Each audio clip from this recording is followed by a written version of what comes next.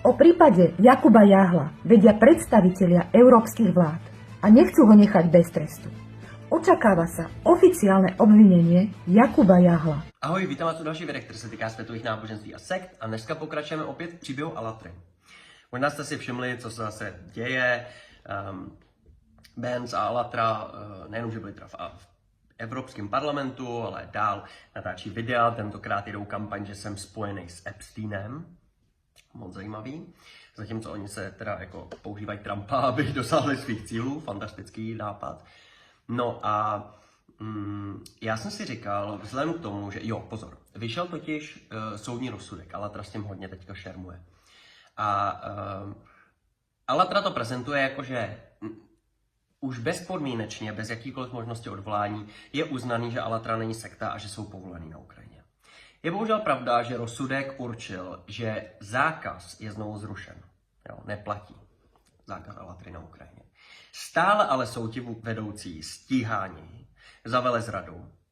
A ten soud to odůvodnil ve skutečnosti tak, že on prostě nemůže ze správního a právního hlediska prostě do nekonečna vlastně zakazovat to hnutí, dokud neukončí se vlastně to stíhání toho vedoucího. A ve chvíli, kdy bude Danilov odsouzený, tak se ta Alatra znovu zakáže. Což je část, kterou oni neříkají. No ale je jasný, že toho dosáhli díky Benzovi a Trumpovi a všem těm spojencům. No a teď je tady strašně zajímavá věc. Já jsem si vlastně říkal, možná se musíme vrátit k samotným základům. Jo? Úplně na samotný počátek Alatry. A vlastně se zamyslet nad tím,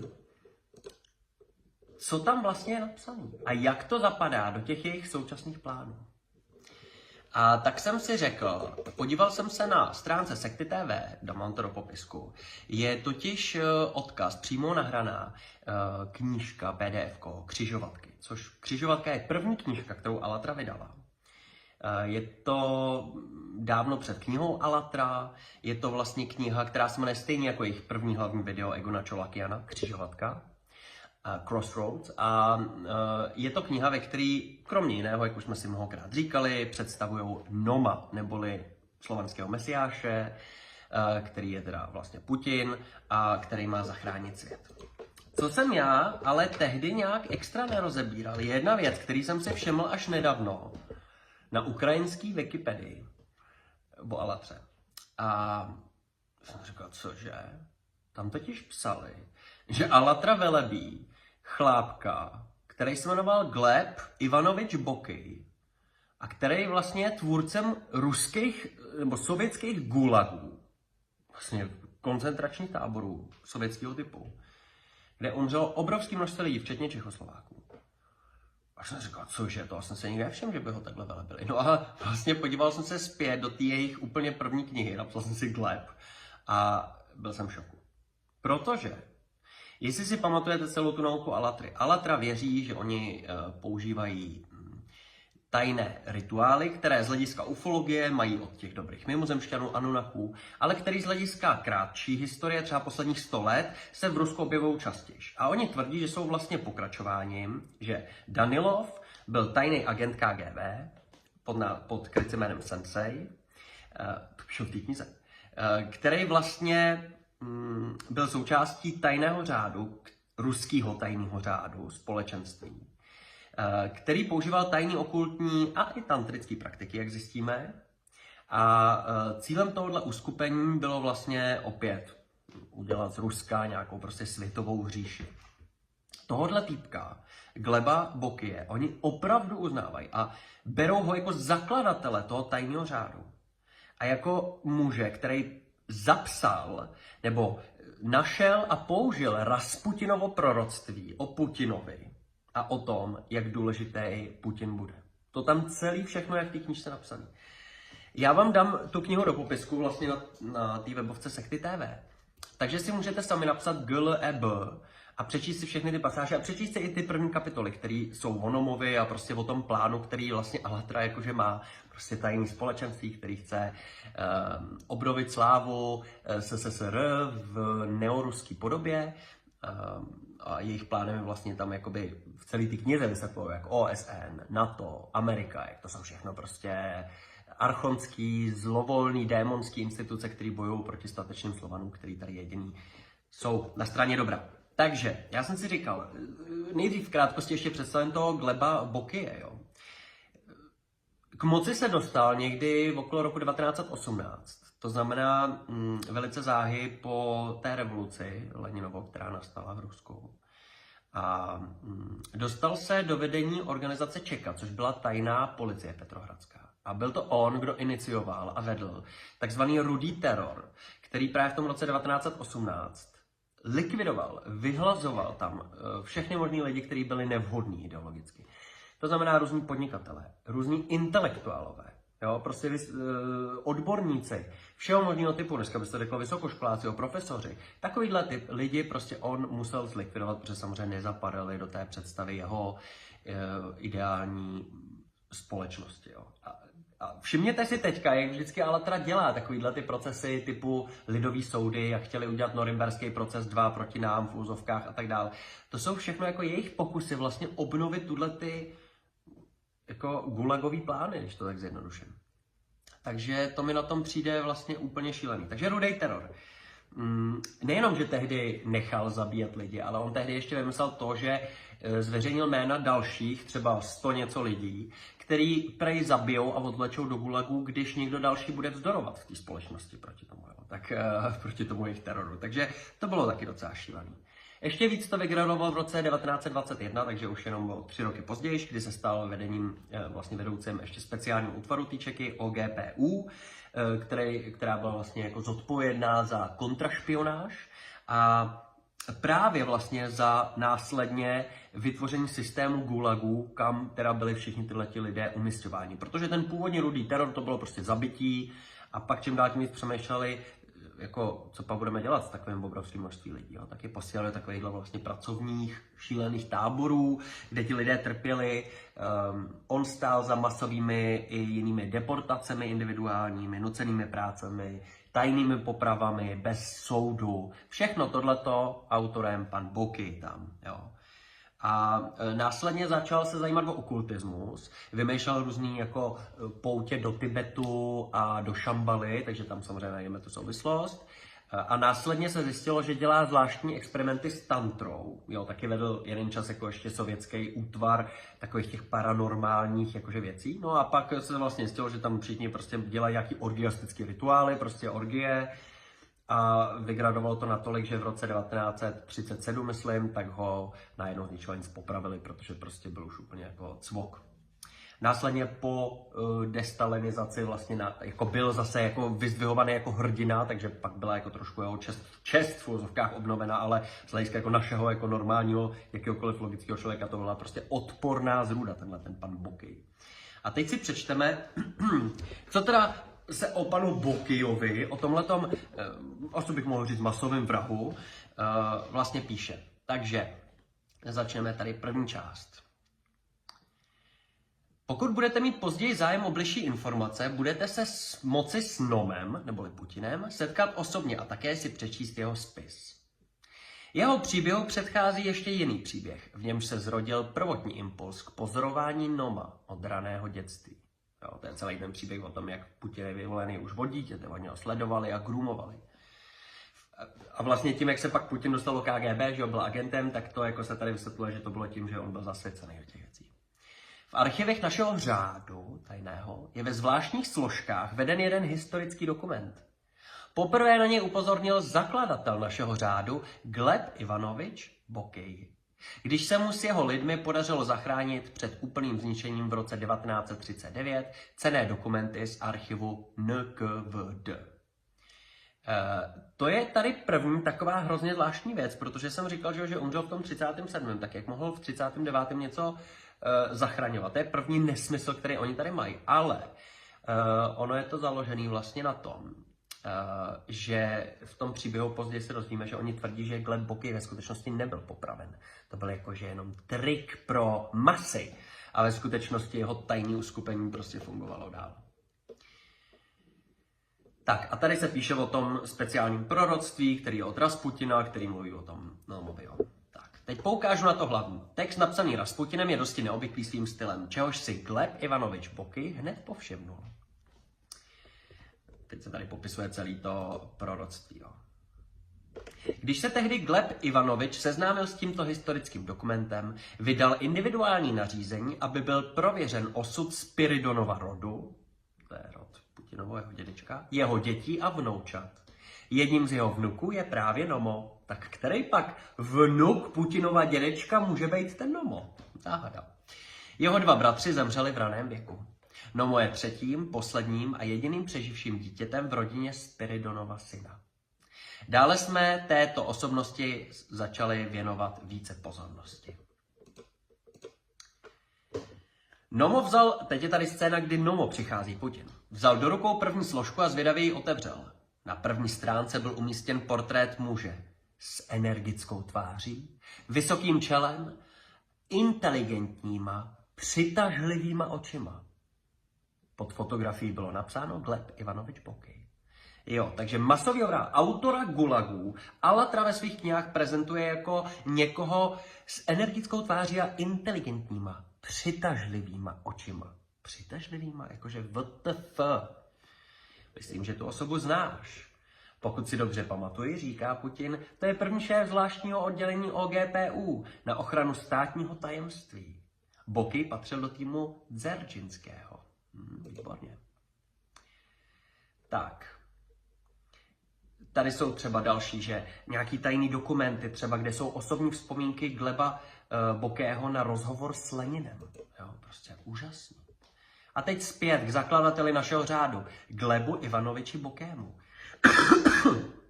Je třeba zdůraznit, že se na konci 19. a počátku 20. století v souvislosti s vlnou duchovního poznání, vyvolanou Šambalou, v civilizovaných zemích objevilo mnoho věžanů. To jsou jakože tuhle ty inspirovaní lidé. Každému byla přidělena jedna určitá role. Mezi nejznámější...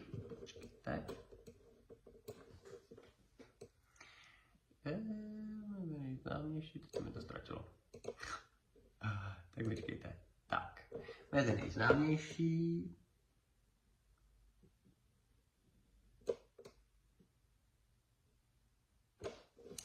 Mezi nejznámější věžany na politické scéně v Rusku patřil Grigorij Jefimovič Rasputin a Vladimír Iljič Lenin. Každý vykonával svou činnost nezávisle. Leninovy ideje fascinovaly mnoho pokrokových lidí té doby. Lidí, kteří hledali duchovní svobodu. Takhle se tam píše o všech těch lidech, jo, v knihách Alatry. Hrozně mě zajímalo, co by na to Alatra někde řekla, kdyby se jí na to zeptali, když furt tvrdí, že vůbec není proruská. Abys pochopil, co představuje náš řád a z jakých lidí se skládá, podíváme se blíže na osobnost Gleba Bokého, iniciátora jeho vzniku a zakladatele. Patřil k úplně jiné generaci čekistů, než například Jagoda, Pauker, Molčanov, Gaj a další. Byl to muž cti. Muž cti? Bolševik staré gardy. Pocházel ze starobylé intelektuální rodiny a měl dobré vzdělání. Byl velký milovník a znalec hudby. Inteligentní s různorodými zájmy, zejména v oblasti vědeckého poznání světa. Byl také členem Petrohradské Čeky.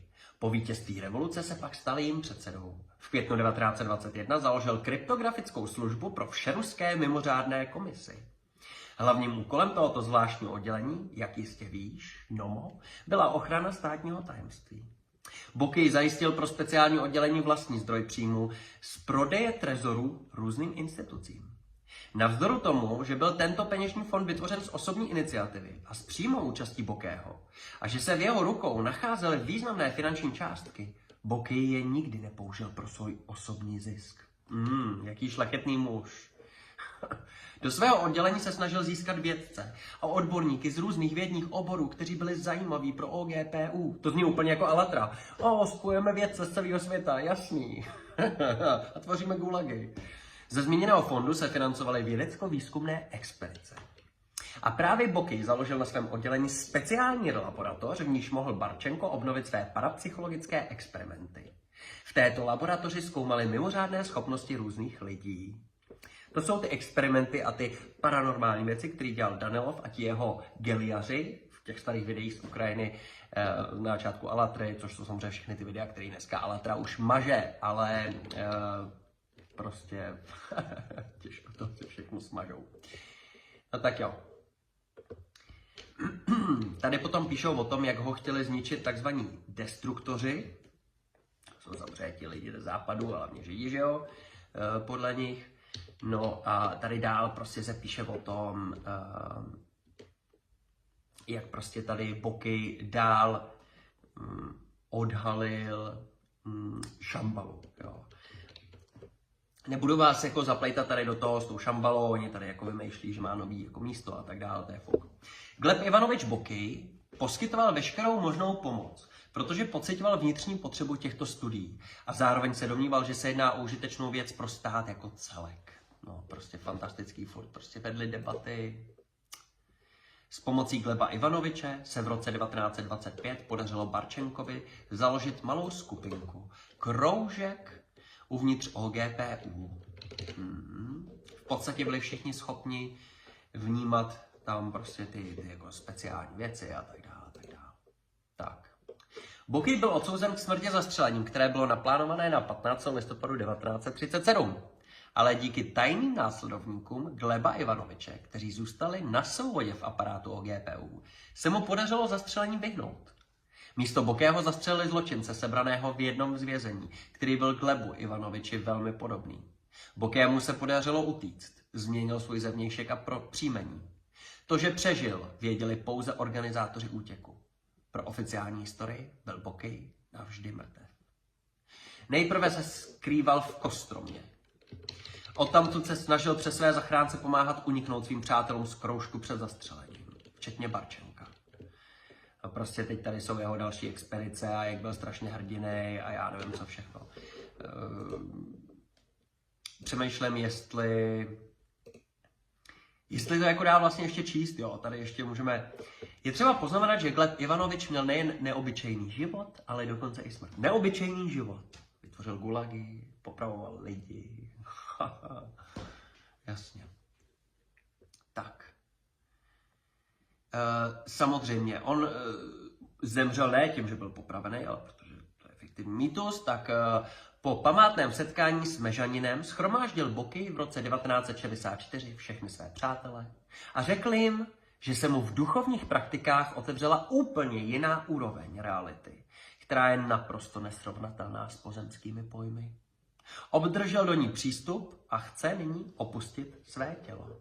Sám si určil přesný čas, kdy se zastaví jeho srdce. Dokonce v této souvislosti žertoval o akurátnosti opravdových čekistů. Rozloučil se s přáteli a přesně v 19 hodin 3 minuty, když se na obloze objevila první hvězda, se mu zastavilo srdce. Přesně předpověděl. No tak jo, tak to byla dnešní výprava do jedné jako z hlavních vlastně narrativních představ, kterou Alatra má stále ve svém nitru. Na tomhle vlastně Alatra byla založena a měli bychom z toho vždycky pamatovat, protože kdykoliv se pokouší o tuhle ty svoje lidi, vzpomeňme si, jak existují videa, kde Danilo vysvětluje, že ti, kdo se nechtějí přidat k tvořivé společnosti, jsou nelidi a nelidi ztrácí práva lidí. To už nejsou lidé, s těma se dá zacházet jako s nelidma. A to vlastně mi celý připomíná přesně tuto ideologii sovětských gulagů a toho, co nás čeká, pokud prostě jako necháme Alatru, aby se infiltrovala do našich struktur. No tak jo, tak se mějte krásně, dávejte na sebe pozor, v popisku najdete všechny minulý videa, které se týkají Alatry. Pokud vás zajímá víc jako to téma třeba Sovětského svazu a toho, jak ho Alatra propaguje v tom textu, tak si buď můžete přečíst ten dokument, tu křižovatku, nebo mám o tom úplně na začátku toho celého seznamu, někdy před 2-3 lety jsem natáčel video, který se tohohle týká, takže tam to můžete najít taky. Děkuju moc a budu vděčný, že podpoříte můj channel. Mám vás rád. A dávejte. Situace k únoru 2026. Martin Čičo, antikultista ze Slovenska, dlouholetý přítel a spolupracovník Jakuba Jáhla, také aktivní antikultista a narkoman. Možná, že to někdo jinde nepovažuje za nic špatného. Ale pro mě osobně je to určitý signál, člověk se zatemnělou myslí. Právě Čičo byl společníkem Jahlových afrických výprav. Podezření na sexuální styky s nezletilými zatím nebyla odhalena, ale uvidíme dále. Kristina Ciroková, nejvlivnější obhájkyně Jahla v českých médiích, architektka rehabilitace, novinářka Seznam Zpráv, také aktivní antikultistka. S Jahlem se zná už mnoho let, ještě z doby před Tanzanií. Psala články na portálu Seznam Zprávy, kde se Jahla zastávala, a v tom pokračuje dodnes. Vojtěch Dvořáček, novinář portálu iRozhlas, napsal několik článků na obranu Jáhla. ADH Dave, bloger, antikultista z České republiky. Objevil se s Jáhlem v několika videích během nejaktivnější fáze pedofilního skandálu. Měli v plánu spustit nový projekt, natočili pár dílů o sektách, ale pak to utichlo. Martin Mikiska, populární bloger, antikultista z České republiky, natočil video na svém kanále. Jeho hostem byl autor antikultovního portálu Sekty.cz, Jan Bartošek, známý český politik. Z mého zatím čistě povrchního názoru je to jedna z klíčových osobností v obraně Jakuba Jáhla. Bartošek zná česko-kanadskou antikultistku Alex Alvarovou. Jako kolegyni ji zmínil ve svém nedávném článku Steven Hassan. Mimochodem, Bartošek opakovaně vystupoval jak proti hnutí Alatra, tak na obranu Jakuba Jáhla na sociálních sítích a stále to dělá. Jakub Vilímek, novinář, Česko. Ve filmu Pedofilní stíny antikultu jsme již komentovali jeho ostudný rozhovor. Otevřená objednávka, zajímalo by mě, kdo zaplatil a kolik. Karel Čejka, česká policie. V článku Cirokové je zmíněn jako policista, který se postavil na obranu slušného českého občana Jáhla. Z čeho usoudil, že je slušný, to je velká otázka. Martin Jonáš, novinář, Česko. Reportér Seznam Zpráv, napsal článek na obranu Jáhla. Aneta Havránková, další novinářka z České republiky, rovněž napsala článek na obranu Jáhla. Pokračujme dál. Luigi Corvaglia, italský antikultista, člen představenstva organizace Fekris. Mnohokrát navštívil Rusko a je dobře obeznámen s Dvorkinem, soudě podle těchto fotografií. Proč se Corvaglia postavil na obranu Jáhla, to je velká otázka. Ethan Garba, pseudonym, po něm se z italské antikultovní líhně přidala na obranu nám už známá Ethan Garba, hyperaktivní sběratelka antikultovního svinstva z Itálie. Podle některých informací je její pravé jméno Sonia Ginelli. Ve 31. epizodě jsem o ní mluvil. Lorita Tinelli, italská antikultistka, sdílela články. SOS Antiplagio, antikultovní organizace z Itálie, rovněž sdílela články na obranu Jáhla. Favis, antikultovní organizace z Itálie, jejíž prezident je Maurizio Alessandrini. Jeho jméno jsme už potkali na portálu City Files. Tomáš Zeman, ze Slovenska, aktivní politický bloger na síti X. Zeman z nějakého důvodu sdílí i obyčejné tweety Jakuba Jáhla, nemluvě o těch, kde ho bránil. Zdeněk Vojtíšek, starý antikultista z Česka. Ještě v minulém století jezdil za Johannesem Agardem, pro mnohé je Agard už dobře známé jméno. Vojtíšek se také vyjadřoval, i když opatrně, ale na obranu Jáhla. Steven Hassan, antikultista z USA. V minulé 33.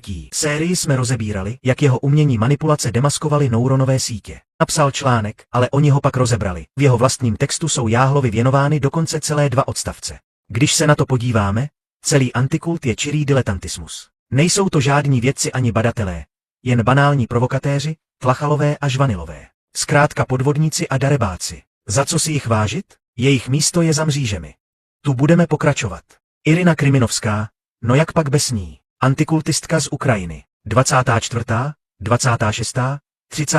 a 31. série na mém kanále. S Jakubem Jáhlem jsou 2 jako 1. V září roku 2025 Jáhl, Kriminovská a Corvaglia začali realizovat strategii, současně si stěžovali, že jim je vyhrožováno a že jsou vystaveni informačnímu násilí. Úplně se zbláznili. Belzi se tahle mezinárodní šaráda zavře. Tájem Fortin Foil a neb Bofa bloger. Antikultista, 32. série. Informační zabiják z USA, který s největší pravděpodobností žije někde v Arizoně. Byly nalezeny četné příspěvky na obranu Jakuba Jáhla.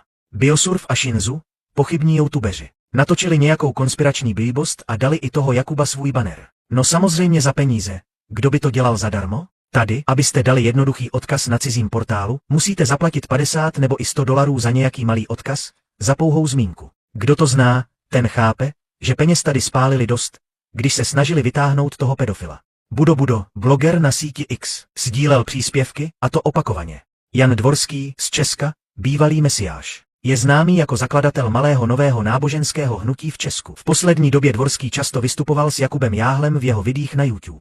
Kolok Kozlovsky, antikultista pocházející z České republiky, anonymní autor antikultovního českého portálu s názvem Sekty TV. Tohle je zvláštní typ, který psal dotěrné komentáře pod touto mapou na Facebooku. Ptal se, zda ho umístí na mapu. Vít Rakušan, politik, bývalý ministr vnitra. Příběh je takový.